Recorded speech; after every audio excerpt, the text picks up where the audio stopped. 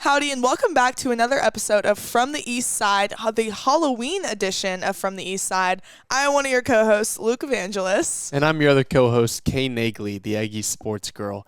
And I can't wait to tell you all about what an incredible episode we had today. Yeah, so first up, we had the Daily Mississippian sports editor Cameron Larkin talking about Jimbo Fisher and Lane Kiffin's meeting this upcoming Saturday. And then, since I know you love Aggie basketball and pack read propaganda so much, we did a little Aggie basketball trivia moderated by a very famous celebrity. Yeah, that same celebrity was in here talking Aggie volleyball. And we also had Kylie Stoner talking Aggie soccer. Yeah, it was an episode full of costumes and fun. Let us also know in the comments who had the best Halloween costume in this video. Other than that, though, let's check it out.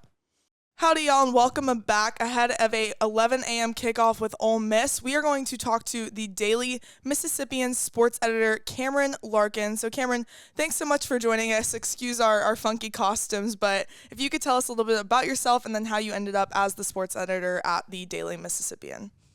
Of course, yeah. First of all, thanks for having me. I'm originally from Atlanta, moved to Mississippi like 5 years ago. Said I would never go to Ole Miss, and then lo and behold, I'm here. Got involved pretty quickly as a sports writer with the Daily Mississippian. Interviewed for the editor position. Ended up getting the assistant editor position. Cards fell into place where the other sports editor ended up going to grad school at Florida. So they were like, do you want to be the head sports editor? And I was like, sure. And that's how I got here. That's awesome. So Ole Miss is off to a red-hot 7-1 start. Their best start under Lane Kiffin since that 2022 team, who was also 7-1 heading into their matchup with A&M. The Rebels won that one in College Station, but then lost their next four. So what are your keys to Ole Miss finishing this season strong? It's a lot of replicating what's already happened. Obviously, the Alabama game was a dud, but it seems like there's a different sort of energy around this back half of the season than there was last season. Obviously, there were the Lane Kiffin Auburn rumors. Those are no more. So it's there's more confidence in the athletics building about how this team's been able to finish games so far and how confident they are in finishing these games to finish out the season.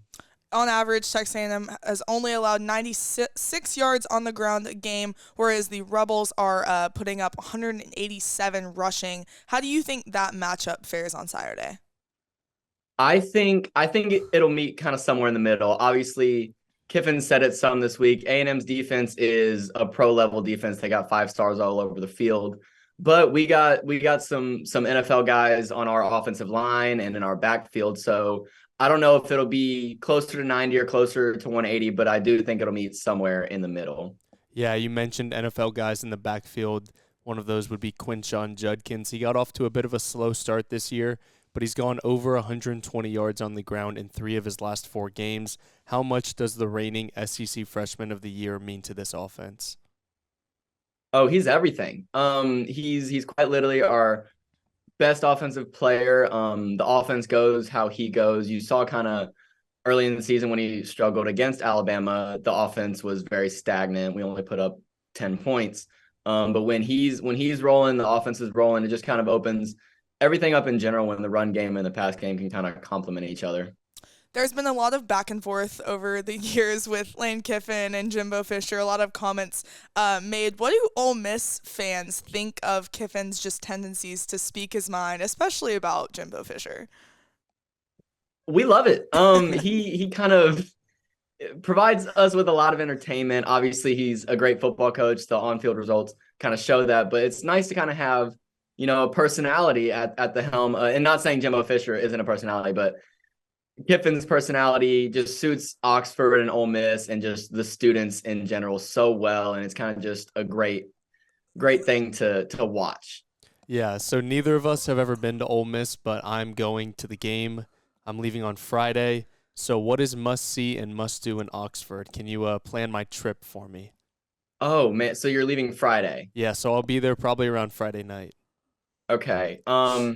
If it's your scene, I would say you can go out to the bars. I mean, we have God knows how many of them, and I've heard that I don't go out to the bars, but I've heard a lot of them are fun. And then Saturday, obviously it's an 11 a.m. kickoff, so the Grove festivities start so early. you can get there at any time in the morning and just kind of pop around from tent to tent. From my experience, we're pretty nice to away fans, and if you have like a tent there, like we're not as hostile in the Grove as we might be in the stadium, but it's just if you can find a tent to go to, I would say that, and then I would say get to the stadium early. Things happen pregame, and yeah, the pregame show is just kind of really fun to watch for me, at least. Yeah. That's awesome. We want to focus on the student side of things. What is it being, or we kind of experience it here at A&M being an SEC school on a Friday night before a big game, but what is it like at Ole Miss? Well, first of all, traffic's horrible. But other than that, it's Trash Can Friday. I don't know if y'all have heard of that tradition, but like the way we tailgate in the Grove, we put out hundreds, if not thousands, of trash cans. And we make a big event out of it. It's literally just, this is quite literally it. Red, blue, or black trash cans all over campus, and people take millions of pictures with them. That's just kind of one thing. But then also, it's just kind of, Monday through Thursday is kind of a slow grind through classes and whatnot. And then Friday, it's kind of like we can breathe because we have a home game the next day. And so it's just kind of a different energy Friday as compared to the rest of the week, and obviously Saturday. That's awesome. So we're asking all the SEC sports editors that we interview this question. What is your favorite tradition about Ole Miss? It's got to be the Grove. I had never been to the Grove before, been tailgating in the Grove before the first game my freshman year. I had no prior experience. It's a bit overwhelming at first, I'm not going to lie, but it's really interesting the way the tailgating works with just like how close the tents are, how you could just go from tent to tent. You might not even know these people, but they're like, hey, do you want some food? It's just really kind of the family vibe that you kind of hear about Ole Miss is just kind of embodied in the Grove on game days. Yeah.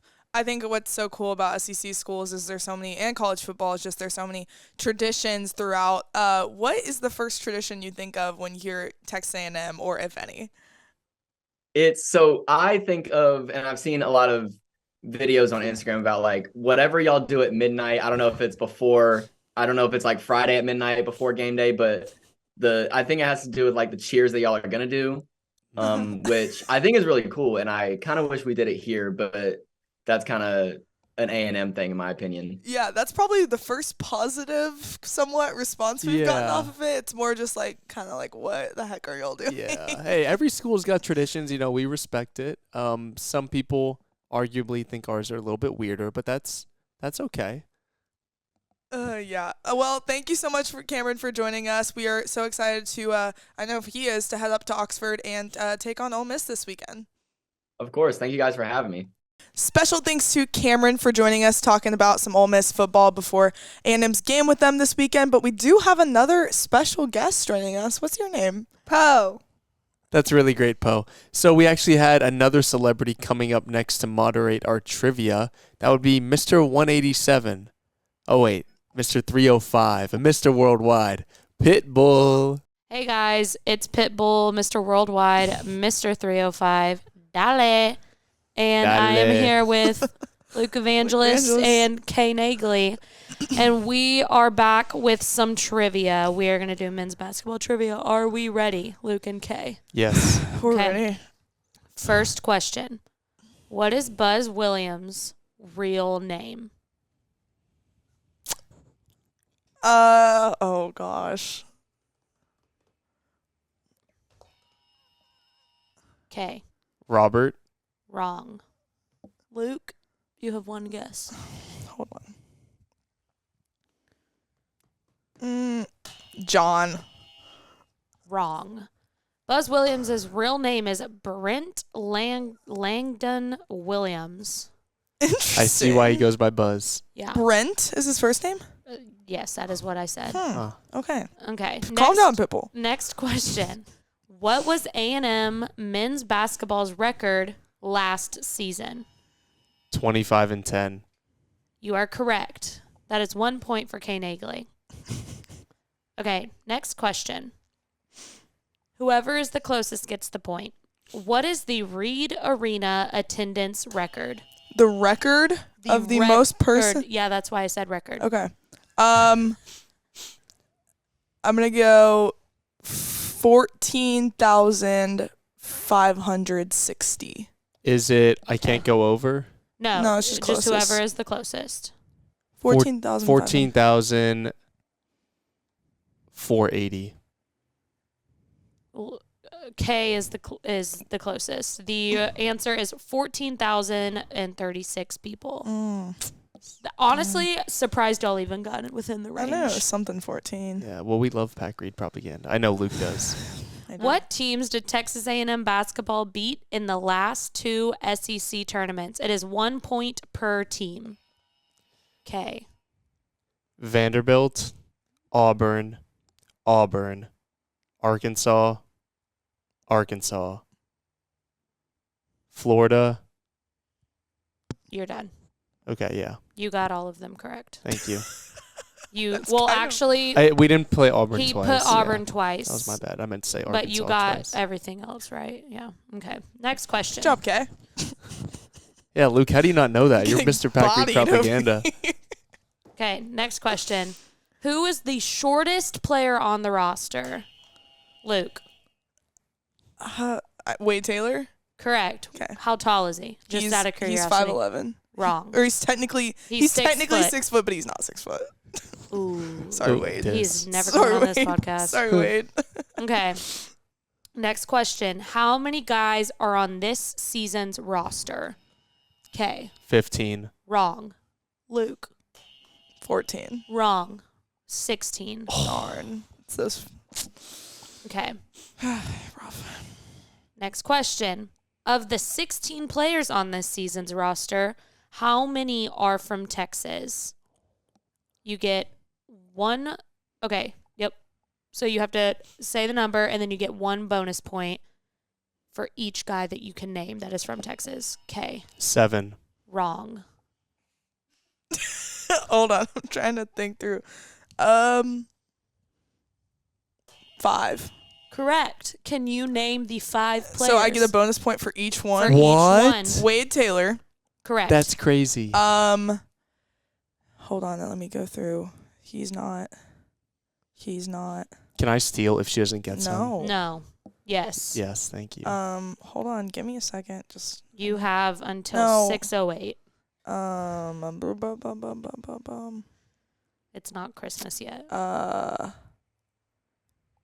This is a risk, but Manny. Correct. Okay. Damn it. Bryce Lindsay. Wrong. Dang it. You are cut off. Okay. She gets 2 extra bonus points. Luke, if you can name the next 3, you get 3. Julius Marble, Correct. Hayden Hefner, Correct. and I'm stuck on the last one. Okay. Do you give up? I still get the 2, right? Yes. Okay, then yeah, I'll give up. Okay. So Kay gets 3 points from that question. Luke gets 2. Who was the The last player? guy was Jalen Lee. Oh. Okay. Next question. Who on the team wears the highest jersey number? Okay. Manny Obaseki, number 35. Correct. Okay, we got 2 questions She's left. balling over there. She's really good. She's really good. Who was the first A&M basketball player to have his jersey retired? Okay. AC Law. Correct. Yeah, Yes. that makes sense. All right, last question. Here we go. What school did Texas A&M men's basketball legend Logan Lee transfer from? Hawaii. Correct. Yes. Okay, can I have a drum roll, please? By a landslide, the winner of men's basketball trivia is Kay Nagley. Woo! Kay I'm not clapping. absolutely demolished Luke. 11 points to 5. And she's going to hit the gym because of how much adrenaline she has in her system right now. Okay, what does a normal day look like for you? Well, typically I'll start my morning with about 3 hours of Taylor Swift. I like to wake up to some T Swift. Get the juices going. Yeah. And then I'll watch some Travis Kelce highlights before I go to the gym to just really get myself amped up. Then I'll come to work and probably just yell at Richard all day. Maybe go on the social center if I want to. And then I'll probably go to lunch, take a really long lunch break. Oh, gosh, I just really love Mas Fajitas. And then I'll come back to work, maybe do a little writing or some pictures, probably look at myself in my phone camera and see if I look good, adjust my hair, play with my hair, maybe tan. And then I'll go home and watch more Travis Kelce highlights and listen to Taylor Swift the rest of the day. Didn't know Kay was such a big Travis Kelce fan. Yeah, well, yeah, Travis Kelce just really inspires me to like go to the gym and lift and bench press. Gotcha.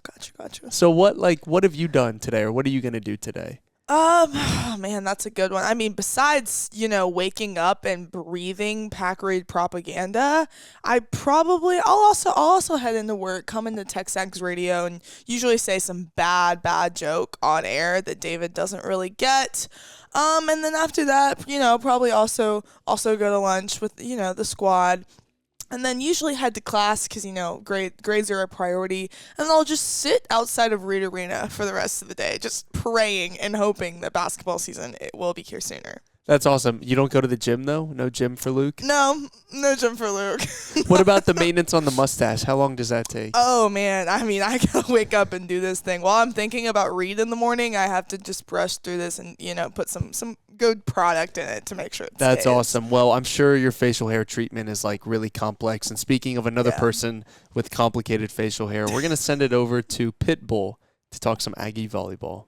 Hey, y'all. Welcome back. We're sitting down talking Aggie volleyball with our reporter, Pitbull. Hey, it's Mr. Worldwide. Dale. So the Aggies fell on the road to number 12 Tennessee, which extends the losing streak to 3 games. What does this team need to do to get back on track?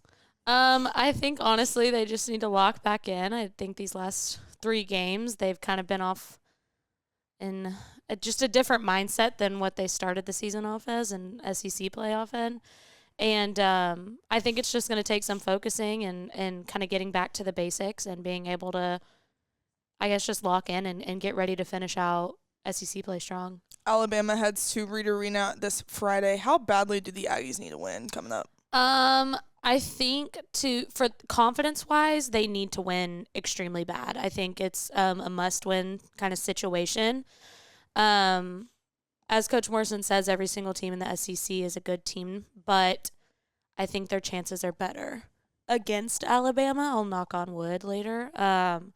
But it's a must-win for them confidence-wise, and I think going into their tougher opponents towards the tail end of the season, they need to secure the win at home. Only 7 more games left to play. 4 of those are at home. How important is it to be dominant on your home court? It's been important. It's been important all season. It's important in any gym that you play in. The 12th man carries such a large impact every time you step into Reed Arena. I mean, we see that with really any sport that plays there. And so it's really important that the 12th man is out there and that the team feels comfortable and in place and ready to go, and they're focused in and able to secure the win. Following a string of losses that they've had like this, like back-to-back sweeps, how do you expect Jamie Morrison to respond coaching-wise and adjustment-wise? I don't think that his coaching is going to adjust any, but I do think that the way that he gets it across to the girls is gonna be a little different than what it normally is, just because it's more of a, I guess, different situation than normal as they're coming off of a 3-string loss. But I think I mean, my message when I was a coach was always just to sit there, focus in, and continue to play your game, even though it doesn't look like they have been these last 3 games. They're still the same team. It's just a different version of the same team. Thank you so much for sitting down with us, Pitbull. Any last words? Dale! We'll be back talking Aggie soccer. We are back with TexAgs student soccer reporter Kylie Stoner. So, Kylie, Aggie soccer took one from South Carolina in the SEC tournament when they really needed it. Can you just take us through that win? How'd they get it done? So the Aggies were struggling for a while, I would say. It took 20, 30 minutes into the game for either team to really step foot into the game. Sydney Becerra scored an outside-the-foot goal, barely made it past South Carolina's goalie, Heather Hines, who was SEC goalkeeper of the year, by the way. But yeah, the Aggies were really, I think they said in their post-game interviews they had a lot of grit in this game and they needed to win. Yeah, they needed it. Absolutely. Texas A&M will now face number 2 seed Georgia at 7:30 on Thursday, a team that they didn't face in the regular season, but what can you tell us about the Bulldogs and the importance of this game? The importance of this game is they need these points. They need to win just for confidence in itself. Georgia is very good, number 2 seed in the tournament. Last game we played against Georgia, we dropped in College Station. And I think just for postseason situation, it would be great to win. Yeah. Let's take a look back on the regular season for a second. Just what were something that you were really pleased to see this past season? I would say Mia Pante's growth throughout the season. Okay. I think the commentators today were talking about her during the game, and I would agree. This is probably her best season yet. So I would say Mia Pante's performance. Good to know. That's great. So how important was a win over South Carolina for their NCAA tournament aspirations? Very important. I don't think they would make it into the tournament without that win today. Yeah. So They needed it. Well, A&M soccer will be continuing play in the SEC tournament. 2 seed Georgia on the way on Thursday at 7:30. Make sure to tune in and support Aggie soccer. Thanks for joining us, Kylie. of course. Hey guys, it's Pitbull, Mr. Worldwide, Mr. 305. I have Walter Mellon Jr. here with me, who survived the week, and Poe, who's my really, really good friend from Teletubby Land. Thank you for tuning in to From the East Side, and we'll see you next week.